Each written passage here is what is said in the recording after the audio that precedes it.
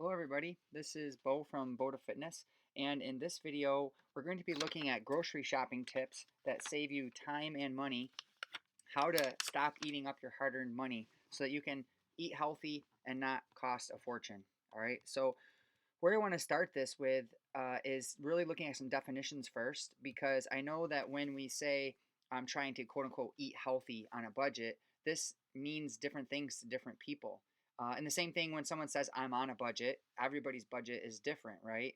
So we have to really kind of look at, when we say tight budget and we say healthy eating, just define our terms before we really go into the details as to how we're going to go about doing this. So, the first thing that we want to consider when we're trying to establish a budget is we want to consider the costs. And many times people tend to think of cost as simply, here's my income and then here are my expenses. And, really that's all there is to it. But the problem is that we have to realize that while yes, we really need to take into account that tangible the dollar amount of this. We have to also realize that money is really a means to an end in trying to get what we really desire most. And when it comes to figuring out what we desire most, you have to think what's most important to you. What is it you really want to achieve with your money? And that's how you attach value to whatever it is you're purchasing. Some people, love, family, health and fitness, fame and fortune, whether it be material wealth or possessions. These are all things that are maybe important to you, but I would argue that there is something way more important than all of these, more important than love, more important than family, more important than fame, fitness, any of these things, and that is the most valuable possession that anyone can have is your health. I like this quote. It says, "Health is like money. We never have a true idea of its value until we lose it." Think of it in this way that without health, you have no life. I mean, literally, if your health is to the point where it kills you, your health is that poor, then you can't enjoy anything else. You can't enjoy material possessions. You can't enjoy a lover. You can't enjoy your family. You can't enjoy anything if you let your health go. And so we have to really, really put a high, high value on health as our greatest possession and kind of think of it as in nothing. I don't want to say nothing is too expensive that it's not worth our health. Obviously, we have to be able to physically afford it, but a lot of us just we pay for cheap things and we don't realize that it's negatively affecting the most valuable possession that we could possibly um, have or work toward. There was a New York Times article. It was entitled "The Real Cost of Cheap Food" or "The High Cost of Cheap Food," and it's this idea that um, people are, like I said, are spending less and less on healthy food, and they're looking for that deal, and not realizing that um, the amount that they're saving is really costing them in other ways. Yeah, they're getting cheap food, but they're having greater suffering, emotional and physical. They're also watching the suffering of their loved ones, and an early grave because they basically every day they go to the grocery store. Well, I can't afford to buy that, broccoli because it's this, so I'm gonna go with the burrito, or I'm gonna, again, making these quote unquote cheap purchases at the expense of their health. So we really want to be thinking about this as we don't just want our food to be cheaper, but we want to save on all the other costs that are associated with eating cheap food, basically. In other words, you eat a lot of cheap food, and it's going to have a huge negative impact on your overall life. And so we want to be factoring that in. I'm not saying that we don't want to try to find deals and make healthy eating less expensive, but we want to put things into perspective. So next, we also want to really make sure we're really clear about when it comes to healthy eating, what that even is. Because again, if we're going to try to eat healthy on a budget, we really need to make sure that we're actually making quote unquote healthy choices. So we have to kind of say, answer this question of, what is a healthy diet? And there's so much controversy out there in the sense of if you go to, you read through a bunch of YouTube videos and you follow a certain health and fitness guru. They're going to tell you one's going to tell you it's a keto diet, one's going to say it's a paleo, one's going to say it's a Mediterranean or low carb or no sugar, and it goes on and on of all these different diets. But what we really want is the healthiest diet that is backed by the science. And I don't just mean like one scientific study, but I mean the broad, overwhelming scientific consensus by all of these different health organizations that are basically all saying the same thing. It's not really controversial, although, many people online and on the internet will try to make it seem controversial. It's not controversial. The scientific community has a really overwhelming consensus what constitutes a healthy diet. But some things to consider, this is what I would claim is a healthy diet. A healthy diet is one that, number one, reduces your risk of developing a chronic disease. Number two, it's the most effective for keeping you at a healthy weight. So we want a diet that's going to help us to easily stay at that ideal weight. It's the most scientifically validated. It is number four, it contains the most nutrient dense food, so it's providing our body with all the nutrients that it needs. It is number five, it is the diet that best promotes our length of life and quality of life. And finally, number six, it is easy and sustainable to follow. It tastes good, it's convenient, it's affordable, and these are all elements that make up the sustainability of a diet. So if we can get a diet that's going to tick off all of these things, it's shown to reduce chronic disease. It's the most effective, backed up by science at keeping us at a healthy weight. Most overall scientifically validated. It's the broad majority of scientists are going to say, yep, this is the way to eat. Then these factors are really pointing us at the most optimal diet for us to follow when it goes to spending our money on the things that we want to eat. So a lot of people at this point might be saying, okay, so what diet is that? What is the diet that meets all of those things? Well, first off, let me tell you what it isn't. First off, for those of you who are trying to lose weight by essentially following a low carb diet, I'm just going to say right out bluntly, you're on the wrong diet. We do not want to be trying to lose weight by just cutting carbs out and following these like keto, low carb type kinds of diets. These are not going to be the most optimal diets for long term health. And we're going to look at the scientific consensus on this before we even get into some of the specifics of how we're going to shop and purchase the right kinds of foods to make sure our diet is sustainable. So, and this was just a University of Toronto study looking at those who restricted carbs versus those who did not, trying to lose weight. And we could see that many people find that part of the reason they cannot stick to these low carb diets is just because we're not naturally drawn toward low carb diets as our human species diet. We're really designed to be eating a diet that has ample carbohydrate coming from the right kinds of sources in it. We can look at data from the National Weight Control Registry, and we can see that the vast majority of successful weight loss maintainers, not just people who lose weight, but people who lose it and keep it off, the vast majority eat a relatively high carbohydrate diet that's relatively low calorie, that is low in fat, and that has modest amount of protein. But they eat lots of fruits and vegetables, and they essentially focus more on reducing the fat in their diet more so than trying to eat high fat and low carb type diets. Remember, when you cut out carbs, the only foods you really have left to eat are proteins and fats, right? So you have no choice but to be on a higher fat diet if you're on a low carb diet. You can also have a higher protein diet, but again, the fat's still going to be high, relatively speaking. Now, there are a small number of people in the registry who are able to lose weight and even keep weight off on a low carb diet, but we see the numbers are really not stacked in the favor of a low carb diet, at least from as far as the National Weight Control Registry is concerned. But we want to look at other corresponding evidence to again come to the conclusion as to what is the optimal diet for humans to be on, and we'll look at that shortly. But the main point is when you're shopping, obviously you want to make sure that you're not putting in your grocery cart things that are essentially like kryptonite when it comes to staying on your diet. And we know Superman doesn't leave his kryptonite lying around because it's gonna negatively impact him. So if you're buying stuff at the supermarket and then bringing it home and putting it in your shelf, in your refrigerator and in your cupboards, ultimately it's going to end up causing you to derail your diet. A huge part of being successful in maintaining a healthy diet is getting the junk out of your house. Do not put kryptonite in your fridge. Do not put kryptonite in your cupboards because it will cause you to cheat and to fail and you're going to backtrack. So we want to fill up our house and our fridge and our cupboards and our pantry with all the things that are going to help us to be successful. So when we look at, again, back to the science, and we look at observation as to, what does the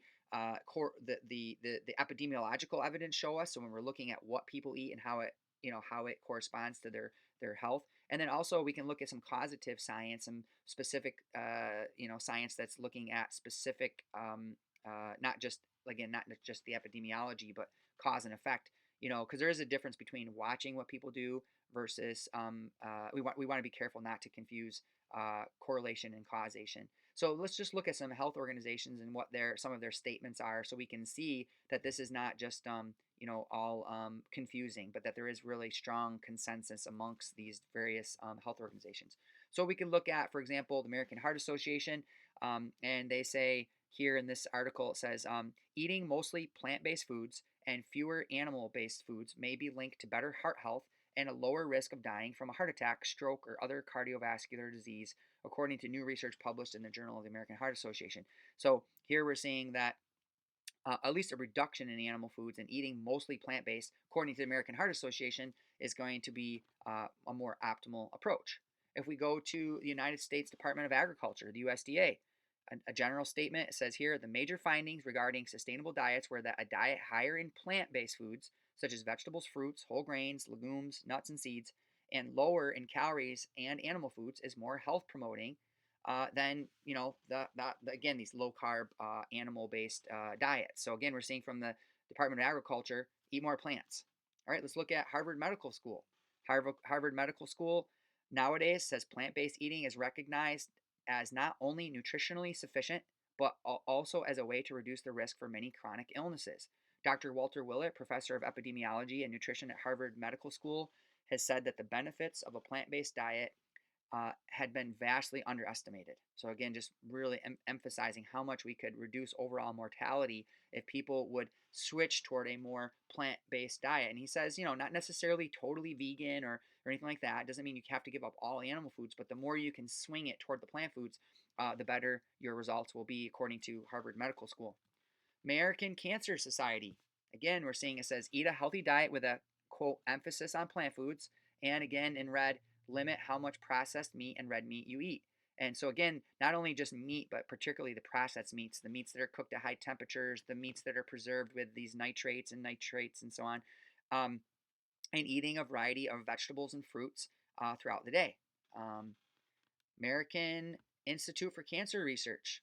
Again, their statement here says evidence from long-term observational population studies show that vegan diets consistently link to lower cancer risk, but no more so than other vegetarian diets or other kinds that focus on whole plant foods. So again, we're seeing this emphasis on eating lots of whole plant foods. Kaiser Permanente. This is an article here is entitled "Why the Nation's Largest Health Plan Wants Its Doctors to Recommend a Plant-Based Diet." It says here, physicians should, quote, consider recommending a plant-based diet to all their patients, according to Kaiser Permanente.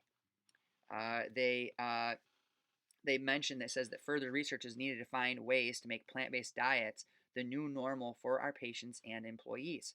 So again, we're seeing all these health organizations kind of making the same statement. If we can shift our diet toward more whole plant food and away from the processed food and animal foods, we're going to get better and better results. But the research and the consensus just goes on.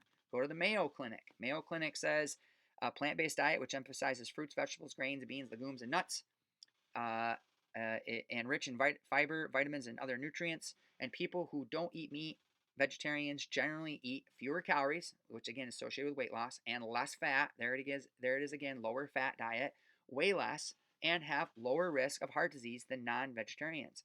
Even reducing meat intake has a protective effect. Research shows that people who eat red meat are at an increased risk of death from heart disease, stroke, or diabetes.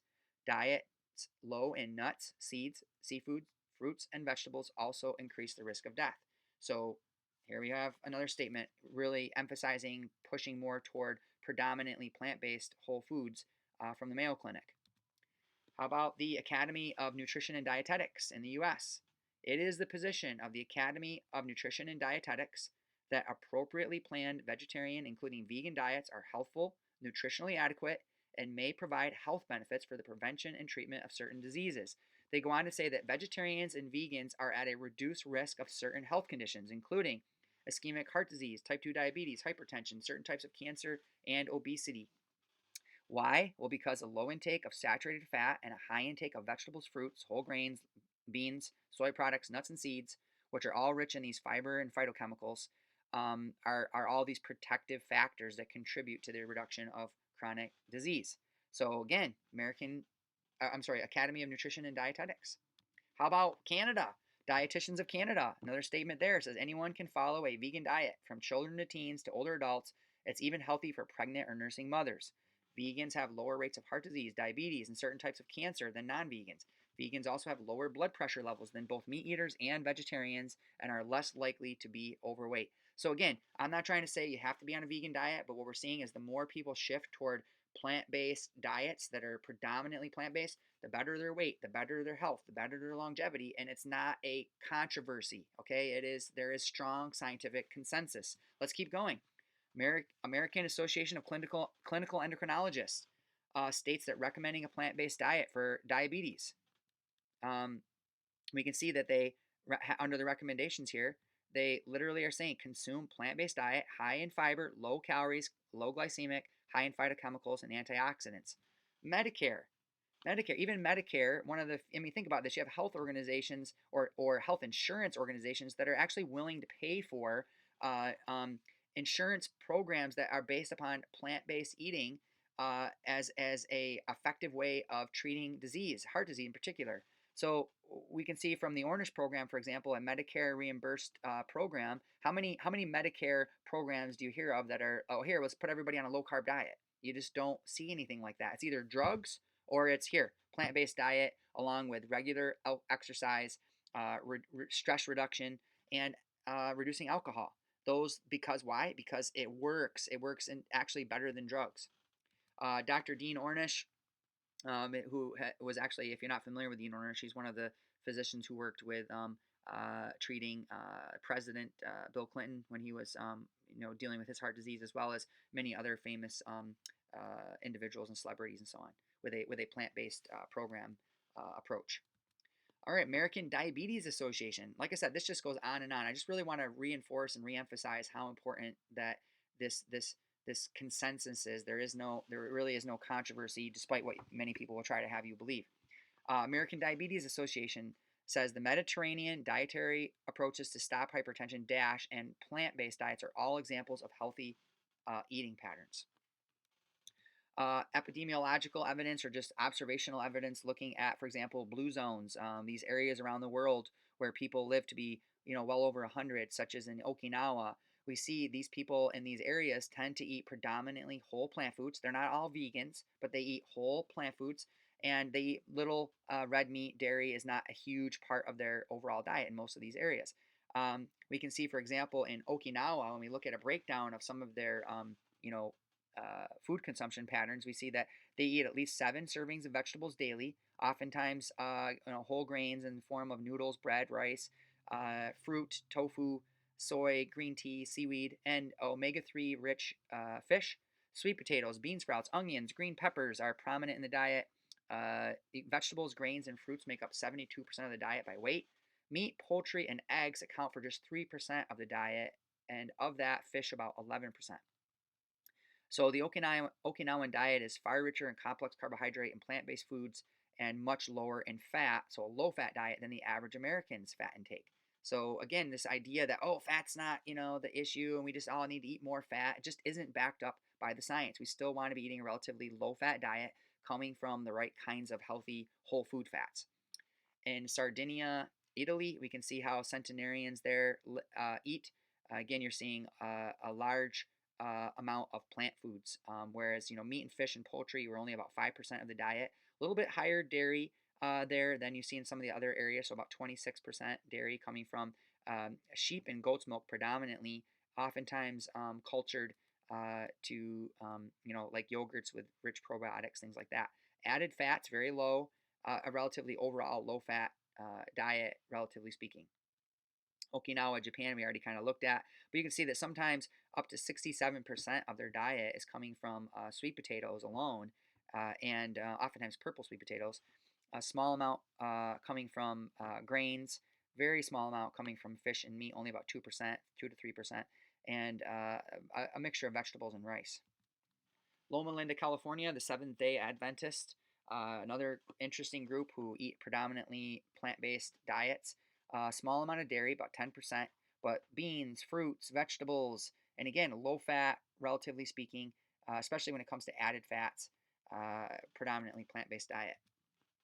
Greece, you can see how centenarians there live, and we can see here again potatoes, beans, vegetables, greens, fish, olive oil about 6%.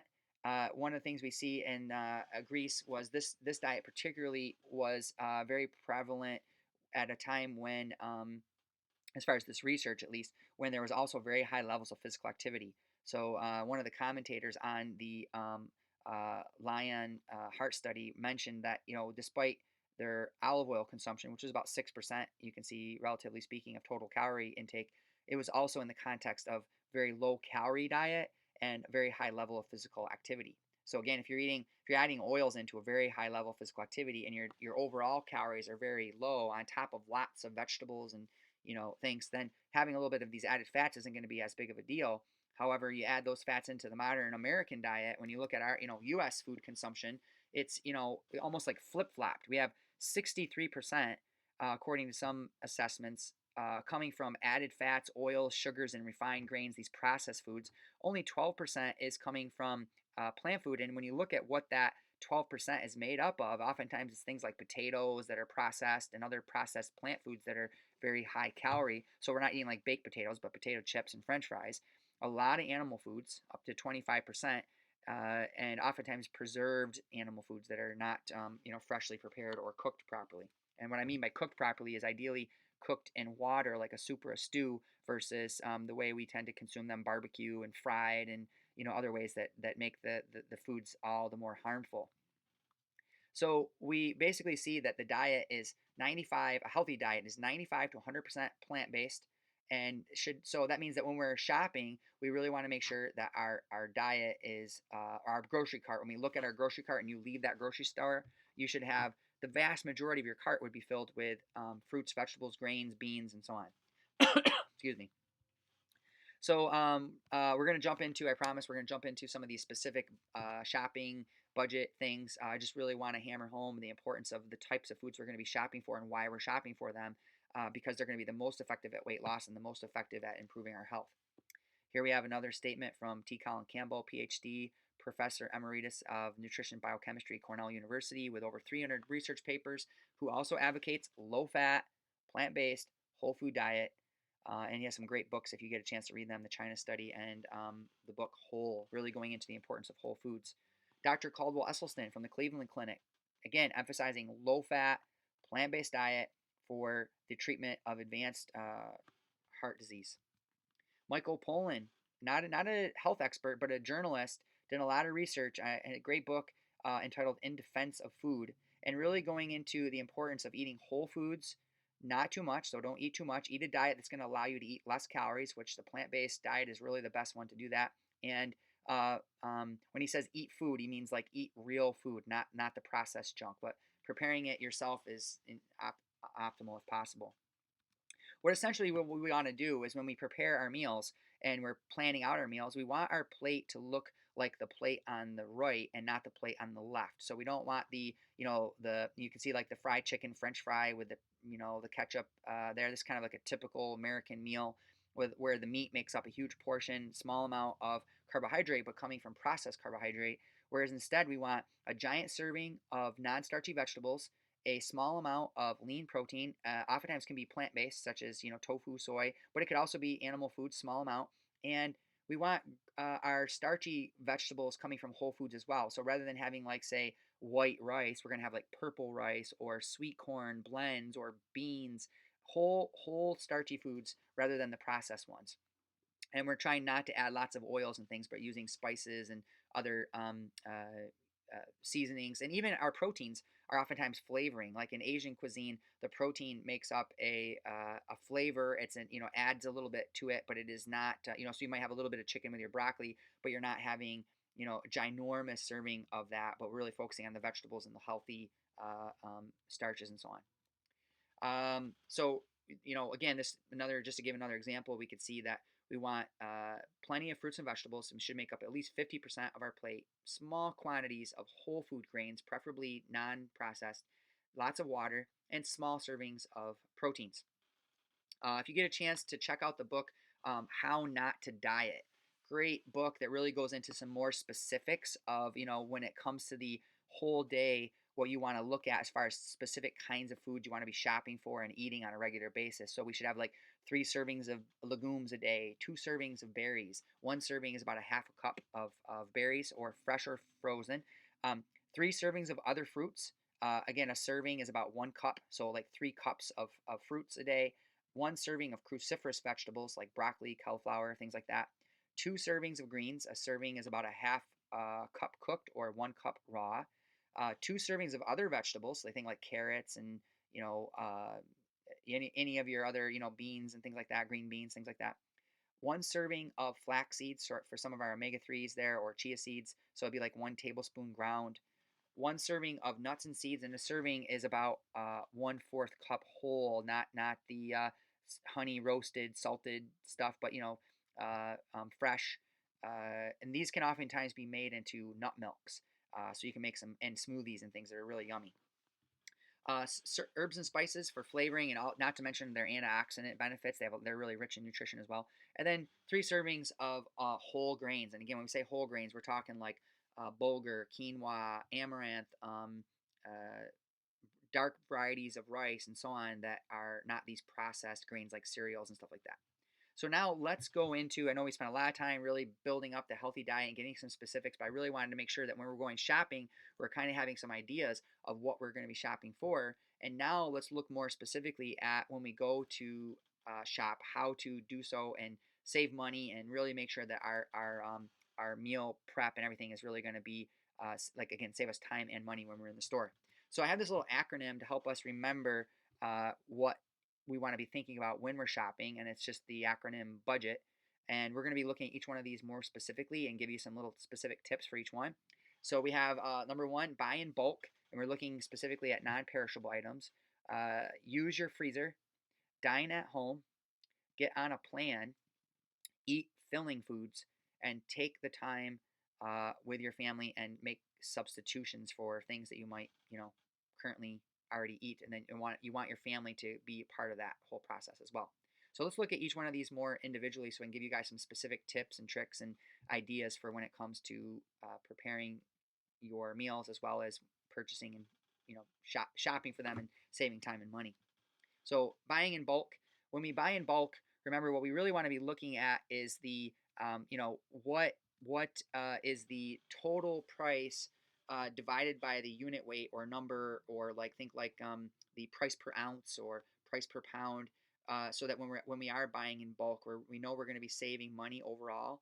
And when you're buying in bulk, you want to be thinking of stores like Costco, BJ's, Sam's Club, all these different places. Even when you're shopping at the regular grocery store, you oftentimes can find where you'll get deals on bulk. Like I'll sometimes buy big bags of bulk broccoli versus like the individual little pieces there, and it might save myself a little bit of money. So when you are buying in bulk, you are looking to buy foods that are going to save you money and are able to store oftentimes for much longer without spoiling. Because obviously, if you're buying in bulk, you don't want that stuff to spoil before you have time to prepare it. So usually dried or frozen. Some of the 10 healthiest foods to buy in bulk that are really going to, as far as saving money, are going to be dried beans and lentils, frozen berries. If you look at the cost of fresh versus frozen, you save a lot of money on frozen food in general. Same thing with like frozen meat and veggies.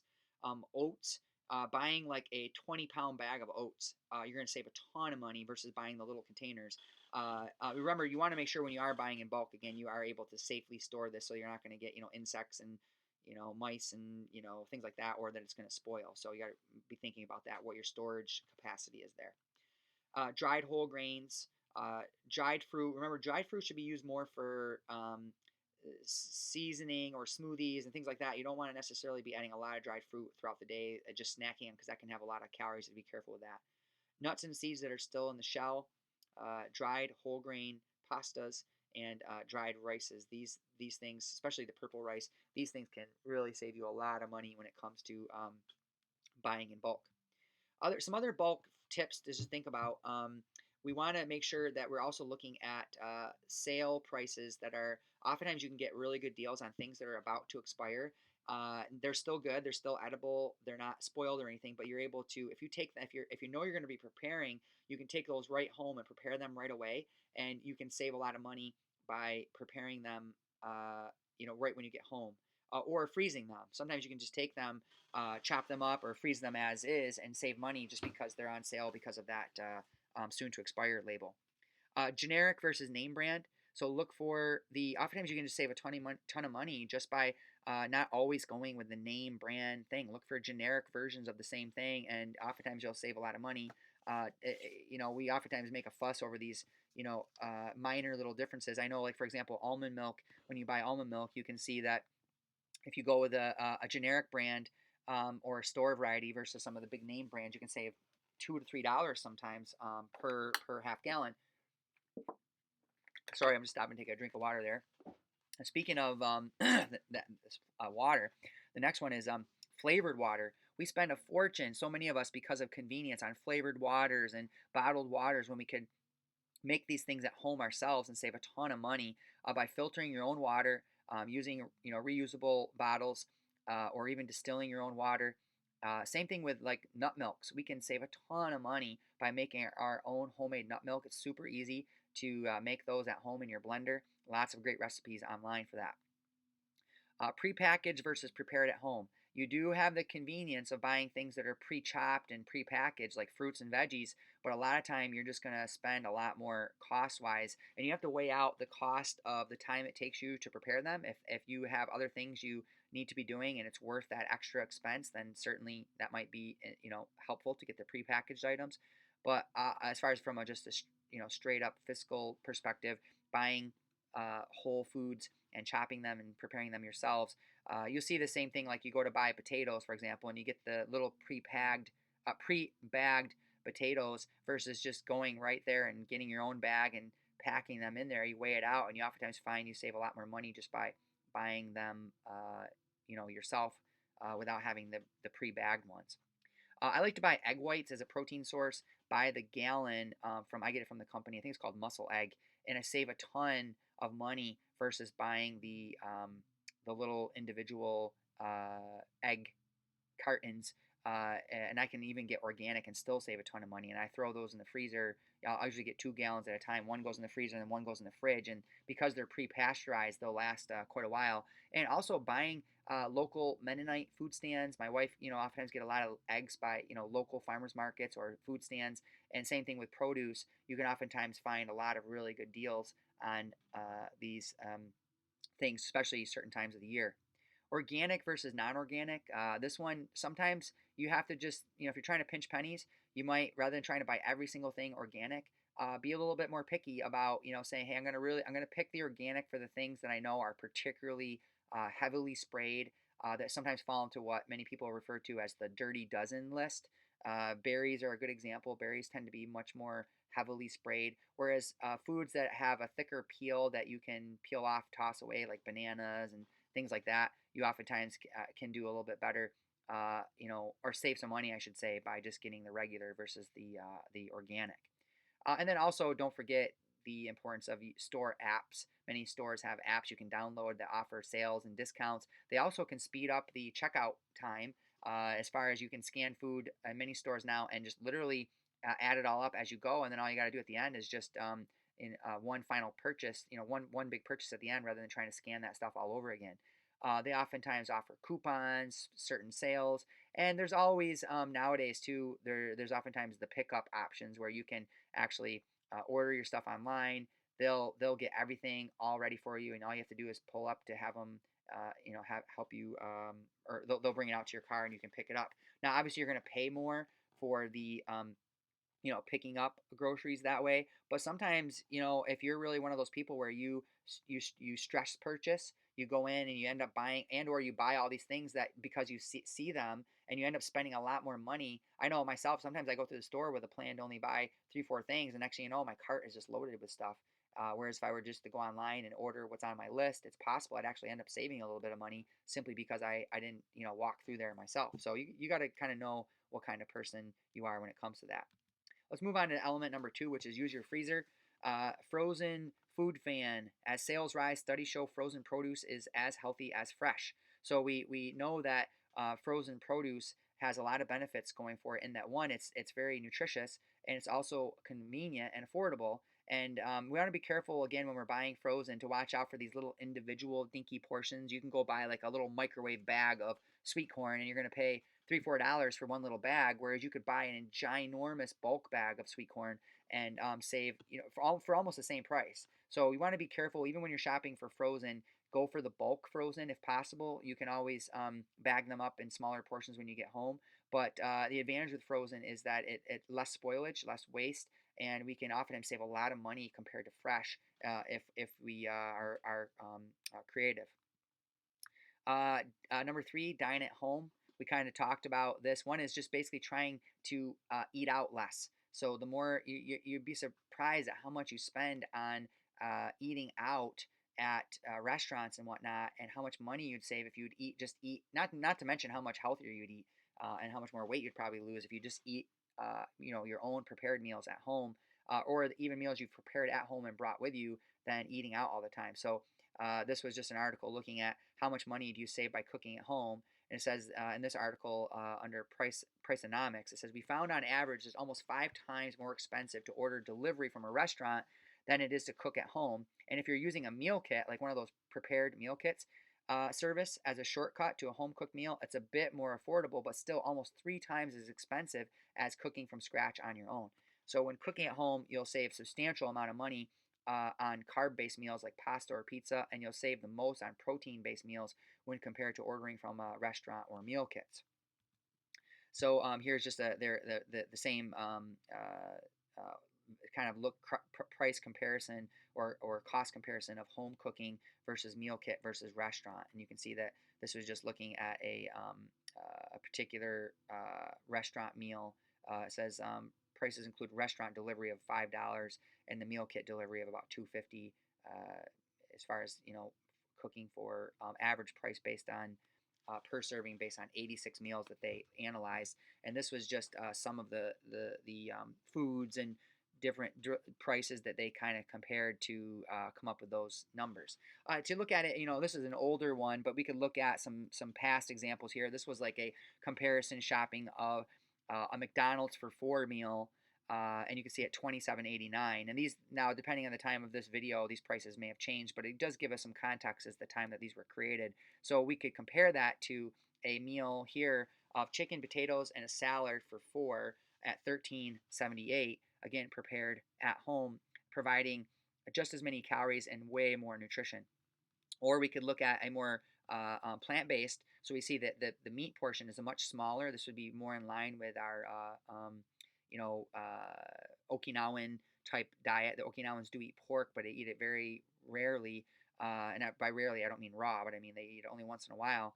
But you can see you can use the meat as a little bit of a flavor, and we can cook up our main bulk of calories coming from our beans, our rice, and then our veggies.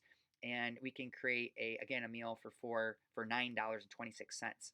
Way more nutritious, way less money. And here's some other examples. For about $20, you could buy this, processed, KFC meal compared to down below a same price. Look at all that. We get sweet corn, beans, chicken, frozen peas, fresh fruit, same price, and actually provide way more meals. On the right hand side, you can see again we have a bag of processed cheese sticks and chicken nuggets, things like that, compared to all that food below. We have the pasta sauce and the sweet corn and some veggie burgers and beans and jar of peanut butter for about a similar price. Or we have a couple more examples here. For $20, we can get that fast food meal at the top on the left, or we could get all that food below for about the same price. Strawberries and broccoli. And again, we're seeing when you buy these dried beans and frozen vegetables and things like that, you're going to save a ton of money. On the right, you can see it looks like a Domino's, I'm guessing, Domino's pepperoni pizza. Compared in an order of breadsticks compared to all that food below. So again, this idea that the organic, the vegetables, it's just so expensive and it's just so much cheaper to buy fast food. Not necessarily. If you look at the actual cost comparisons, and especially for what you're actually getting as far as nutrition and value and fullness and satiety, you're gonna take soda for example. You get $10 for this. What was this? One case, 24 cans of Coke. Total is $5.19. But you can get all that food below for $4.88. That soda is not going to fill you up. It's not to mention it's not nutritious. Those foods below are going to be satisfying and nutritious, and they're going to contribute to weight loss. And we're going to actually end up spending less because we're just eating less. We're just not as hungry. Another example here, just looking at we have some cereal, whole grain cereals, veggies, just to show that there are tons of examples. If you don't have time to, or if I'm going quickly through these images, you could always pause your video to look a little bit more closely. So there's ice cream compared to the food below, processed potatoes versus to the whole potatoes, bananas, frozen vegetables, and pasta, whole grain pasta. So anyways, just to prove that this idea that eating healthy is super expensive is not necessarily true if we're really buying the right kinds of things. So number 4, get on a plan. So we talked about this a little earlier, but remember the big part of eating on a plan is not only so that it's effective for weight loss, but because we want to make sure that we are eating foods that actually are going to help us eat less. And what I mean by eat less is we're satisfied, we're healthy, we're not constantly buying more food simply because the food that we're eating isn't satisfying. And so we need to make sure, and that's why I spent so much time at the beginning of this video really trying to detail that where we're trying to go. We're really trying to move toward a predominantly whole food plant-based diet with small amounts of animal foods possibly included. And when we eat the processed foods, it's very seldom. Uh, so this is from, go back here for a second. This is from the book, The End of Overeating by Dr. David Kessler. And in it, he talks about when it comes to planned eating versus quote unquote reactive eating, he says that there's this idea of planned eating is based upon 4 elements that help us to stay, in control and not to, overeat. He says that we need to develop new eating behaviors to compete with our old ones. And we need to, number 1, replace chaos with structure. So don't just, eat whenever you feel like it, but have a plan. We need to figure out how to eat just right, how to essentially make sure that we're eating the appropriate amount of food. And you'll find that when you are shifting toward more plant-based diet, you get to eat large portions, and yet you are not overeating. We need to choose foods that will satisfy us. So again, we can't be successful by trying to eat less of processed foods that just don't satisfy us, because you're always going to be left feeling hungry. And we also need to make sure it's enjoyable. That we're really enjoying the food. Tastes good. I don't know about you, but I mean, I love sweet corn. I love potatoes, and many people have mistakenly, tried to convince us that these foods are not healthy or that they're going to contribute to weight gain. It's not the potato that's making you gain weight. It's the potato covered in butter and bacon bits and cheddar cheese. And it's not the baked potato that's making you gain weight, covered with salsa and maybe some baked beans. But it's the potato that is deep fried in oil and dunked in high fat, high sugar sauces. Those are the ones we have to watch out for. So planned eating. Number 5, we want to eat filling foods. Now, this is important because what I mean by filling is we want foods that we know, based upon the research, maximize satiety while minimizing calorie density.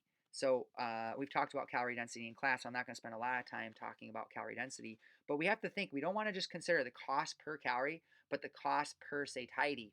Meaning, if I said, okay, here's $5 and you can buy this food you'll be hungry again in 20 minutes, or here's $5 and you're going to eat this food for the same, let's say, same number of calories, and you're going to be full for 4 hours. Obviously, the food, let's say that the first food, let's say we even spent only $2 on the first food versus $5 on the second food.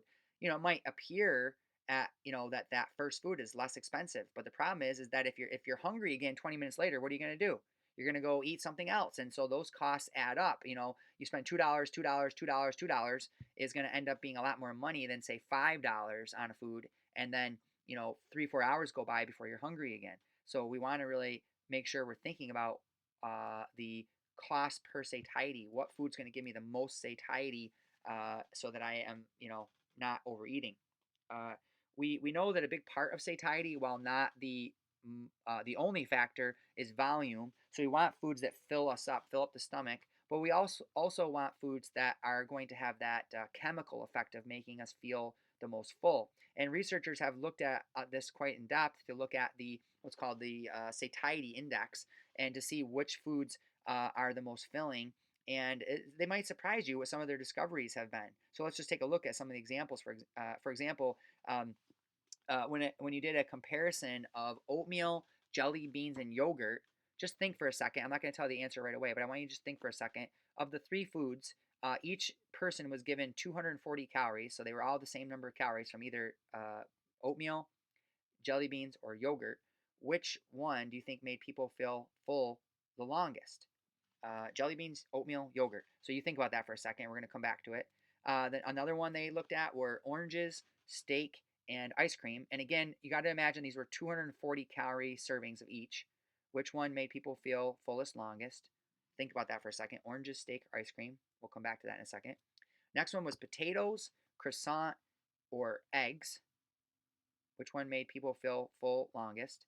And again, think which one how you'd rate that. Remember, the idea being that the foods that make you feel full longest, you're less likely to overeat and be more successful at long-term weight loss. So let's look at our first example. Now, how they essentially determined this was subjects were eating these foods and then had to rate their level of fullness in satiety, minutes after, and then out, half an hour after, 45 minutes after, and so on. And everyone was given, like I said, the same number of calories for each serving size, and everyone was also eating these foods at the same temperatures.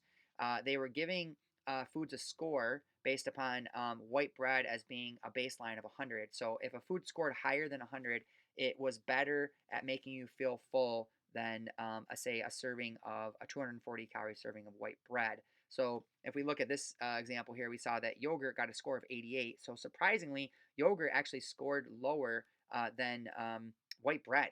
Now, I don't know exactly what type of yogurt. Some people might say, well, was it a high protein yogurt? Was it a high sugar yogurt? I'm not really sure the details of this particular yogurt. It's possible certain varieties of yogurt would be more effective than others. But when we compared it to oatmeal, cooked oatmeal, got a score of 209. So we see that at least compared to white bread, that oatmeal scored way better, twice as effective at making people feel full longer than white bread. Whereas jelly beans, surprisingly enough, got a score of 118, so it was even more than white bread. They did some speculation as to what it was about the jelly beans. Was it just it was a lot of sugar and people felt kind of nauseated by it, or what was the reason? But interestingly, these are just some of the first observations from some of these foods. When we look at another example here, we see that ice cream got a score of 96, so it was less effective than a white bread. Notice that ice cream is typically a fattier, higher sugar food than white bread. Oranges score of 202, which was similar to oatmeal, and steak at 176. So steak was good, but not as good as fresh fruit. And again, many people say, "Wow, the steak, the high protein, high fat, that's going to be the thing." Not necessarily. In fact, the lead researcher Susan Holt made the comment that they were surprised that fatty foods were some of the least satisfying in the index that were studied, and the foods that really filled people up the most were whole foods that were high in water content, fiber, starch, and protein. So here we have a good example would be eggs. And we have a processed food, the croissant, actually scored lowest of all foods in the index. Eggs scored 150, which was obviously better than white bread, but surprisingly, potatoes scored higher than any other food in the entire index at 323. So in fact, they made some comments on it. They said the highest satiety index score was produced by boiled potatoes, which was sevenfold higher than the lowest score of the croissant. And they mentioned again that these foods were, high protein, fiber, and water content.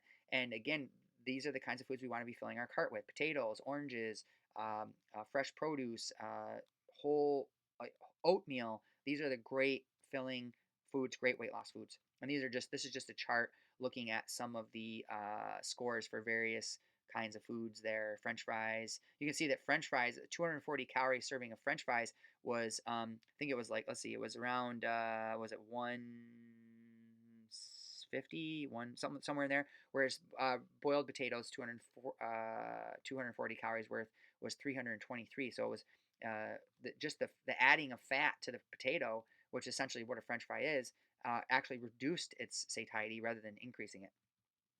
Another organization put together an analysis of various foods, giving them a score of based upon a 5 being like perfect score for feeling full, and a score like close to 0 being like the worst. And these were some of the scores that they assigned to various foods. And again, notice, what do you see? bean sprouts, watermelon, grapefruit, carrots, oranges, lean fish, lean roasted chicken, apples, oatmeal, popcorn, potatoes. These foods all score really, really well. And the minute you start getting over into the processed foods and the fatty foods and the, look at butter, like almost a pure fat at 0.5, very ineffective at promoting fullness. So we want to be choosing from the foods that are, on that left-hand side rather than right-hand side when it comes to feeling full. Soups are also great at making you feel full, and they have what's called sort of a sieving effect, wherein as in they tend to be held up in the stomach longer. So when you're blending your proteins, your fibers, your vegetables, all these things into a water-based hot soup, you can make some really yummy soups that are super super filling and very effective at weight loss. We can also see a comparison wise as to why many of these processed foods fail for making us feel full, because they just don't have a lot of volume or space while still providing a ton of calories. So you can see one fat free, sugar free muffin at 720 calories is the same number of calories as this entire bunch of fruit on the right hand side. We got the pears and the cantaloupe and a 2 pound pineapple. All that 720 calories compared to that one fat free, sugar free muffin. Or we can look at this one fat free Fig Newton cookie at 60 calories, same number of calories as one small cantaloupe. No one's going to sit down and eat, 6 cantaloupes. But I don't know about you, but I can easily polish off 6 fat-free Fig Newton cookies. So we want to really make sure we're consuming foods that are very difficult to overeat. One medium serving of French fries at 360 calories compared to 4 ears of corn on the cob at 360 calories.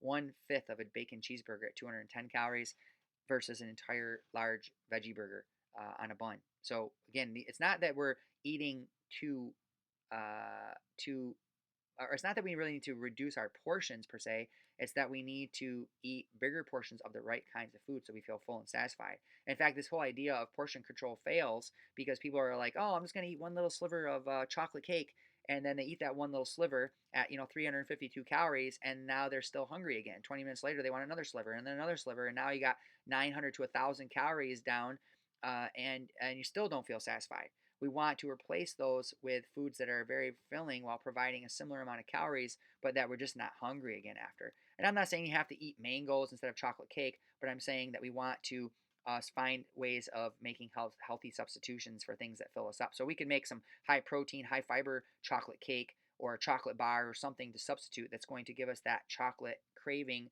but not cause us to overeat. Just a couple more examples here. We can see 1/3 of a dry bagel compared to this full meal. One sausage link compared to 32 dill pickles. Or we have 1 cup of cashews compared to 8 baked potatoes with salsa.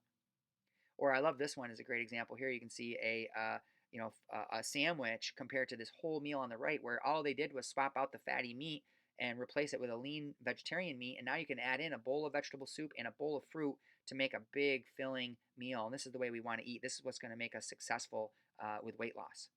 And there are many, many other examples. We have 3 ounces of apple chips compared to 4 whole apples. So as you see, the water content is higher. And we're even able to add in a few pretzel rods and still have the same number of calories.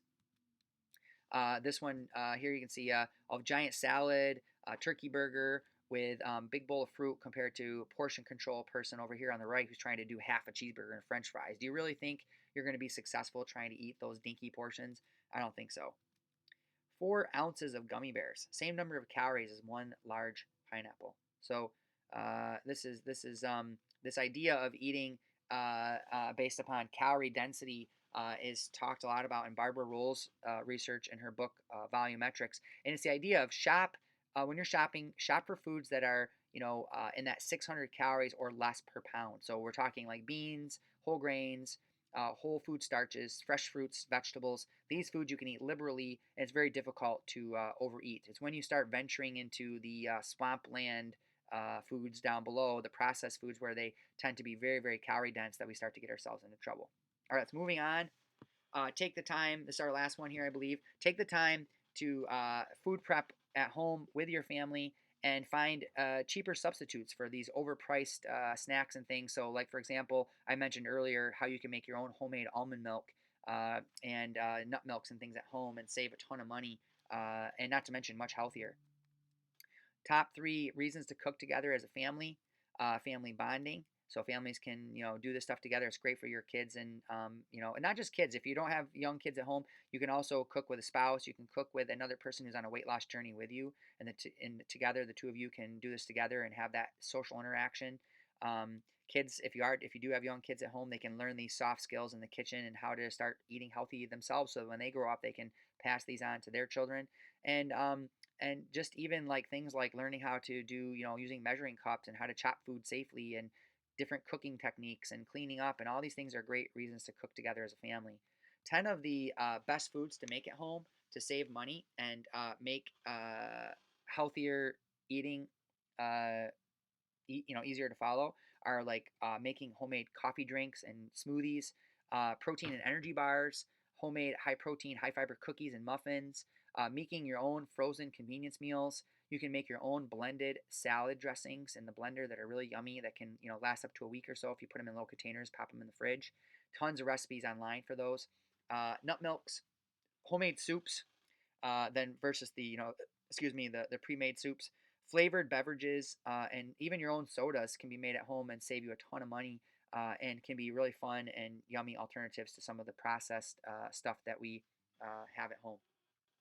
So, anyways, that is the end of this presentation. I hope you found some useful tips in there. If you have any more questions, or anything you'd like to work on one-on-one, remember you can always reach me, Bo at bodafitness.com. You can email me, and we can set up a time to go over this more in depth if I have any if there's anything I can do to help you with that. Look forward to talking to you guys in our next video. Let me see how to end this here now.